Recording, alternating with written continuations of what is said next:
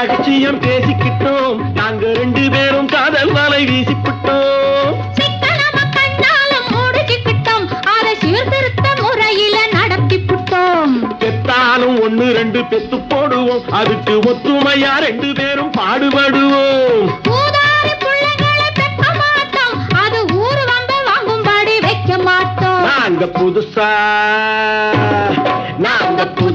கட்டிக்கிட்ட ஜோடி தானுங்க, நல்ல பாட்டு படிக்கும் வாரம் பாடி தானுங்க.